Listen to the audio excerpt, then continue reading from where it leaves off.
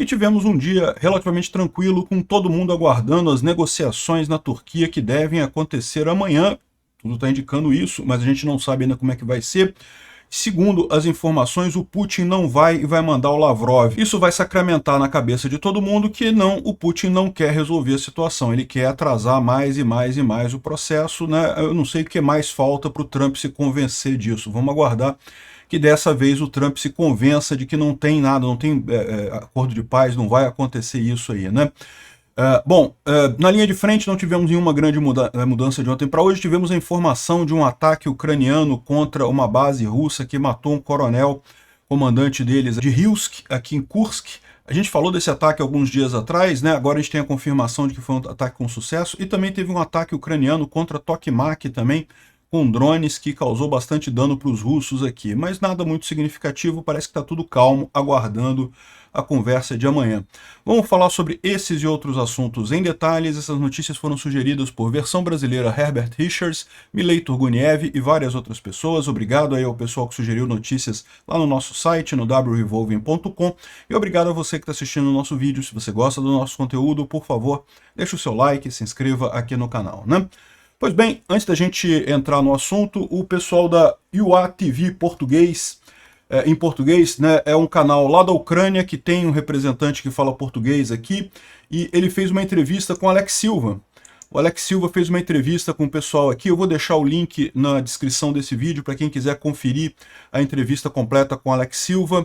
O Alex Silva, vocês sabem, é um brasileiro que ele já morava na Ucrânia antes dessa confusão toda, é casado com uma ucraniana e está lá participando diretamente dessas operações todas lá. Está desde o início dentro do exército ucraniano, enfim, é um cara que conhece muito o assunto e está batendo um papo bom, que é em português, então a gente entende tudo que eles estão falando, é mais fácil de saber. Recomendo, vou deixar o link aqui na descrição do vídeo, tá? E um outro anúncio também, eu quero agradecer aqui a comunidade ucraniana no Brasil, que me mandou aqui um diploma. Me mandaram eletronicamente, vão me mandar depois fisicamente esse diploma aqui de amigo da comunidade ucraniana. Muito obrigado, é um prazer enorme receber esse diploma. Agradeço aí a consideração de vocês. É o que eu falo para vocês, é uma honra para mim participar dessa guerra, porque a gente sabe que é uma guerra pela liberdade. Há um lado claramente certo nessa guerra, um lado claramente errado. É um orgulho meu estar do lado correto nessa guerra. Obrigado aí pelo reconhecimento. Eu tenho certeza que a gente vai sair vencedor disso. Não vai ser fácil, não vai ser rápido, mas a gente vai sair vencedor dessa história, né?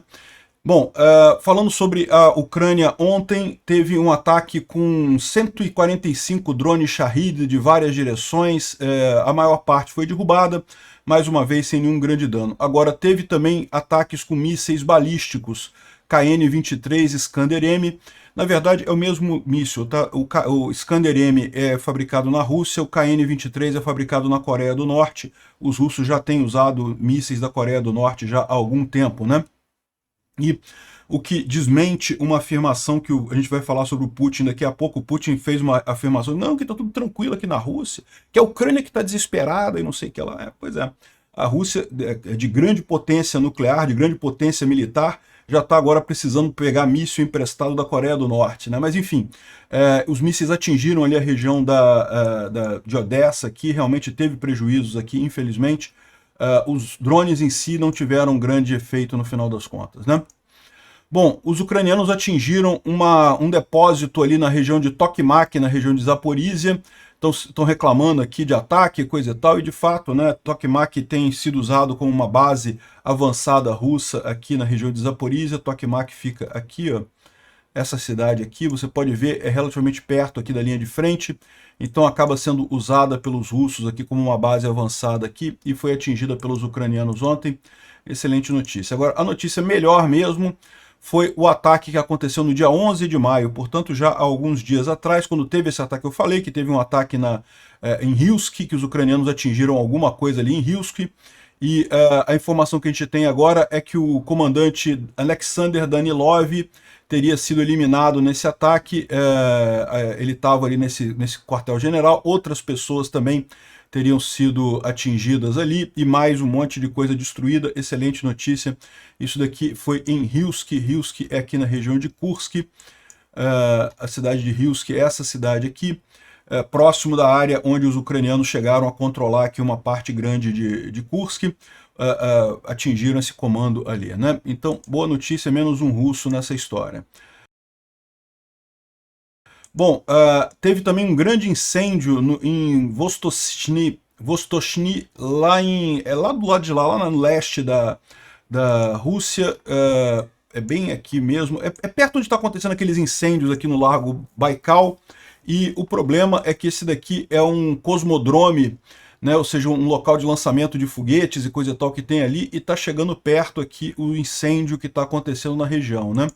Como vocês sabem, o incêndio não tem nada de bélico, é um incêndio natural que está acontecendo aqui. Chegou nos aeroportos aqui de Chita, em outras regiões, a região está muito seca. Qual que é o problema? Que, mais uma vez, os russos, botando todos os recursos na guerra que tem, acabam deixando o combate a incêndio e esse tipo de coisa para lá, e acaba tendo esse tipo de tragédia, né? De qualquer forma, quanto mais prejuízo os russos tiverem, melhor no final das contas. Bom, aqui uma coluna de tanques russos se preparando para ir para a linha de frente, né? E o que chama atenção no final das contas são T-34.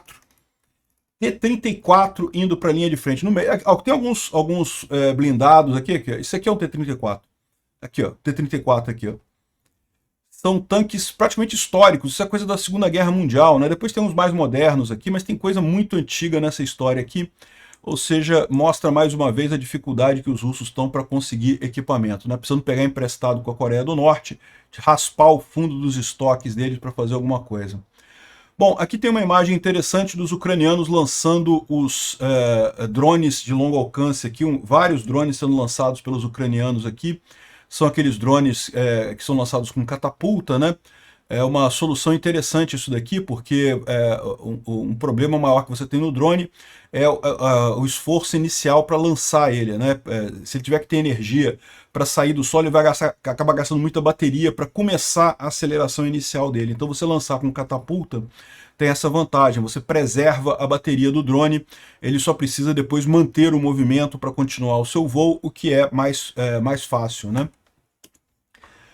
Bom, outra coisa curiosa que a gente tem visto em termos de táticas na linha de frente é a volta do arame farpado. A gente falou que recentemente os russos têm abandonado ataques com muitos tanques por conta dos drones, né? Os drones destroem os tanques, o que torna a coisa difícil. E daí os russos têm adotado ataque com infantaria simples. O pessoal vai com um soldado mesmo, é lógico, muitos vão morrer. É um ataque meio suicida, mas a expectativa deles é que os poucos que cheguem lá na trincheira do inimigo consigam tomar a trincheira, né? E agora os ucranianos têm usado muito arame farpado para fazer a defesa, justamente porque a ideia é você impedir o avanço de infantaria também. Esse tipo de coisa não impede tanque, mas impede infantaria. Aí, ou seja, é mais uma dificuldade que se cria aí para os russos, uma boa alternativa para impedir o avanço russo aí.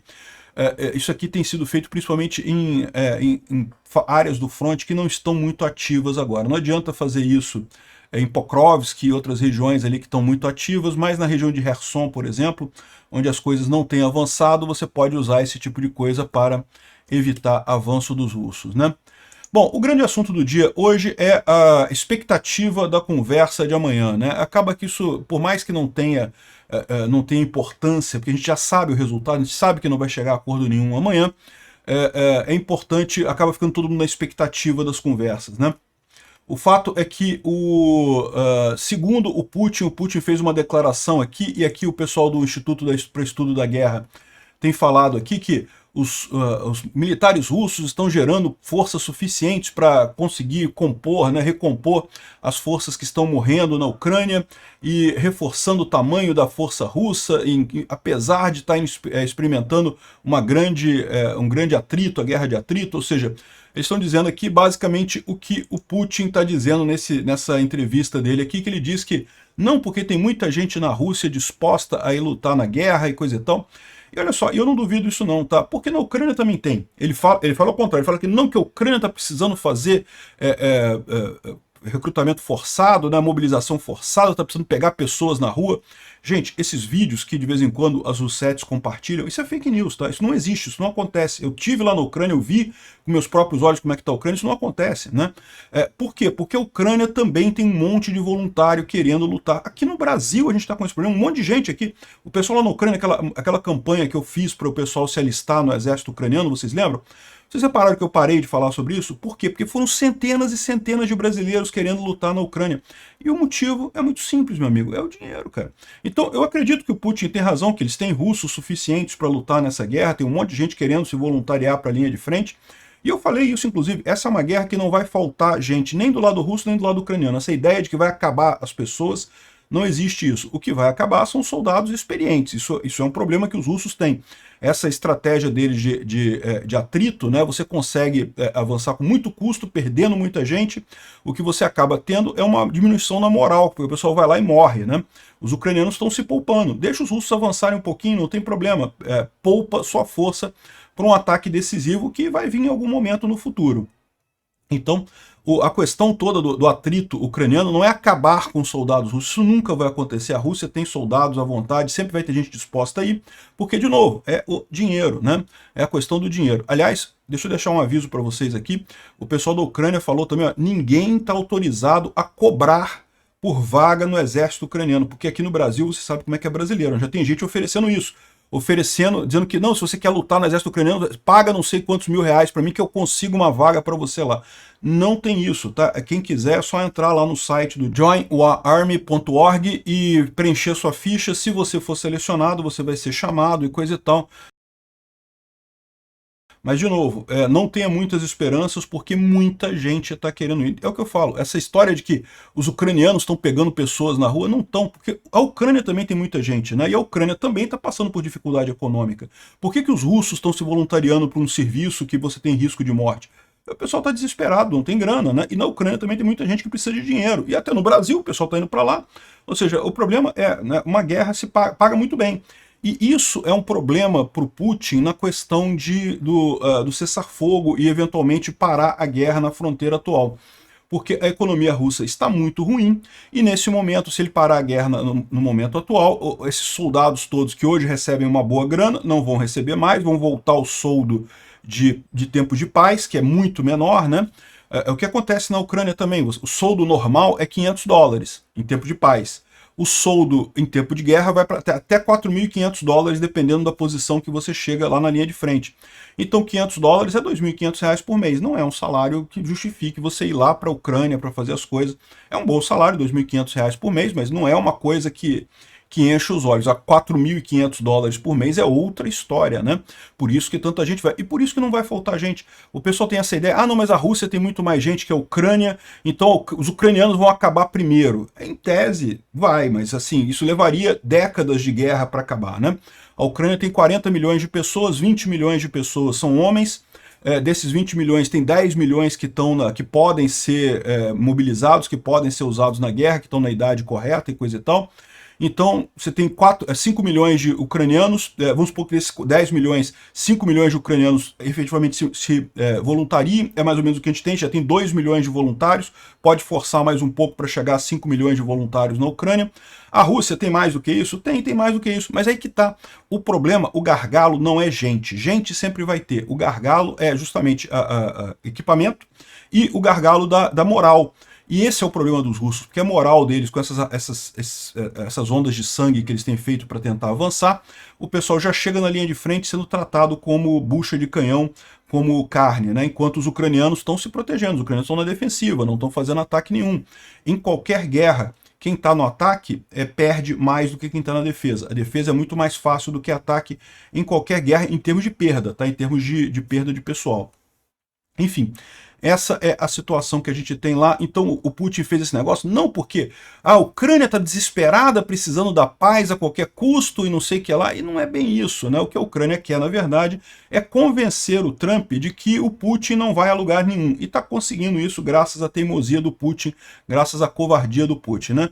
Ele falou aqui também, e aqui o Instituto para o Estudo da Guerra repete, que a economia russa, a economia de guerra russa também está indo muito bem e coisa e tal, Mas é aquilo que eu falo para vocês, economia de guerra indo muito bem, não quer dizer que é uma coisa sustentável, ela pode ir muito bem até um ponto e daqui a pouco ela desaba completamente, né? A economia alemã de guerra funcionou até os últimos dias da guerra, estavam as fábricas funcionando, produzindo munição, produzindo as coisas ali. A questão já é totalmente insustentável a coisa, não tem mais dinheiro para pagar esse pessoal, né? Sabe como é que funciona a economia de guerra, né? Você é dono de uma fábrica que produz, sei lá, carros, o chefe lá, o Putin, vira para você e fala, não, agora você vai produzir canhões. E, mas eu não tenho dinheiro, preciso de pagamento adiantado. Não, não interessa, você vai produzir canhões, não tem dinheiro não, produz aí, se você não produzir, vai para cadeia, vão prender todo mundo. Então, ou seja, a pessoa é obrigada a continuar produzindo aquilo, mesmo recebendo pouco, ou não recebendo dinheiro, ou tendo prejuízo, ela é obrigada a continuar produzindo isso. Isso pode funcionar durante um tempo? Funciona durante um tempo, né? Funciona em todas as guerras, sempre é assim, né? Agora, não é sustentável no longo prazo, porque chega uma hora que o cara quebra, o cara simplesmente não tem mais dinheiro para fazer, para manter a produção dele, né? É o que está dizendo aqui o pessoal da Infobae, que a economia russa está muito pior do que diz o Putin, sofre pela guerra da Ucrânia e as sanções do Ocidente. Eu já expliquei para vocês que esse papo dos russos de que as sanções não estão machucando, tem uma falha fundamental que é, se não está machucando, o que você fica pedindo para baixar as sanções? Né? Se não está machucando, não, as sanções, e a Rússia não está sentindo nada, não faz diferença nenhuma. Então beleza, então ok, então vamos continuar com as sanções, né? E não, os russos, não, mas tem que parar com as sanções, porque não está funcionando, para com as sanções porque não está funcionando. Ué, qual a lógica disso? Se não está funcionando, você devia estar satisfeito, agradecer, né? É lógico que está funcionando. É o que eu falo, a ideia que as pessoas têm é que a Rússia não vai conseguir comprar mais nada do Ocidente, não vai conseguir vender mais nada para o Ocidente. Não, ela consegue vender alguma coisa, comprar alguma coisa, mas tudo sai mais caro para eles, tudo que eles conseguem vender, eles vendem mais barato, tudo é mais burocrático, tudo é mais difícil, tudo é mais arriscado. Então o custo dessas coisas todas acaba se somando, né? E a Ucrânia não tem esse problema, ao contrário, a Ucrânia tem o apoio do mundo livre nesse caso, e é o ponto que eu falo para vocês. Toda guerra, com o tempo, ela começa muito com questão de estratégia militar e não sei o que lá, no final das contas, acaba virando pura economia. Quem tem economia que resiste mais tempo, consegue manter a guerra por mais tempo, e eu não acredito que a Rússia consiga manter por muito tempo essa guerra, né? Bom, então, aqui o Arthur Harry está fazendo aqui um retrospecto do Putin, falando, marcando o encontro lá na Turquia, aí depois disse que não vai, e não sei o que lá, e que não quer mais o encontro, que o encontro é falso. Enfim, ninguém sabe se vai ter um encontro amanhã ou não, tá? Um oficial sênior do Kremlin, dizendo, na condição de anonimato, disse que a Rússia será representada pelo Sergei Lavrov, ou seja, que não vai o Putin para a Turquia, que vai o Sergei Lavrov. A Ucrânia está mandando o Andriy Sybiha, que é o o ministro das Relações Exteriores da Ucrânia, justamente para preparar o encontro, mas na versão da Ucrânia, esse encontro vale se tiver o Putin. Se não tiver o Putin, não tem encontro. Por que vai ter encontro? Né? E o Trump está vendendo essa ideia, ou seja, vamos ver se isso aqui, a ideia é convencer o Trump de que, de fato, o Putin não quer negociar coisa nenhuma, o Putin quer continuar a guerra dele, não tem negociação nenhuma, não tem nada que vá satisfazer ele, né? Bom, o Abramovich foi visto no Kremlin pela primeira vez em muito tempo, né? O Abramovich, vocês sabem, é um oligarca russo que não é tão amigo do Putin assim não, tá? Ele, inclusive, no início da guerra, condenou o Putin, né? Ele perdeu o Chelsea, né? Ele era dono do Chelsea na Inglaterra, perdeu o Chelsea, foi sancionado e coisa e tal, e aí parece que agora ele está querendo ajudar o Putin nessa negociação, né? Eu não sei não, não me parece uma coisa muito boa esse tipo de coisa. O Abramovich é um oligarca, é um dos mafiosos que tem lá na Rússia, não me cheira bem esse tipo de coisa, mas vamos ver o que pode acontecer nessa negociação, né? Todo mundo está na expectativa de amanhã, né? Bom, enquanto isso a gente tem algumas boas notícias aqui. O presidente francês, o Macron, disse que todos os canhões César, os obuses César, produzidos em 2025, serão enviados para a Ucrânia. Ele garantiu que a melhor segurança para o Ocidente é uma Ucrânia bem armada. Também teve aqui o acordo entre a Alemanha e a Ucrânia, né, o Kranoboroprom, que é uma empresa de material bélico ucraniana, fez um acordo com a Rheinmetall da Alemanha para a criação de uma joint venture, e vão construir lá um monte de fábricas de artilharia na Ucrânia. Isso foi assinado em Madrid, numa feira bélica que está tendo lá de material bélico. Então, mais uma boa notícia. E a melhor notícia é que a Comissão Europeia aprovou o 17º pacote de sanções contra a Rússia. Então isso vai ter mais um monte de restrição, acesso de tecnologias, e também incluiu 189 navios da frota cinza russa, né? Esses navios que os russos têm usado para tentar vender petróleo foram incluídos nas sanções. Uma boa notícia, isso daqui ainda não são as sanções que a Europa e os Estados Unidos estão prometendo para a Rússia, caso ela não faça o cessar-fogo, caso ela não entre em negociações sérias de paz, né? Então vamos ver o que vai acontecer aí. Tá todo mundo na expectativa de amanhã, por isso acabou tendo menos informações aqui hoje, não tem muita coisa, não teve muita ação, tanto do lado da Ucrânia quanto do lado da Rússia. Vamos aguardar amanhã. Depois de amanhã a gente deve ter mais novidades aí do encontro na Turquia.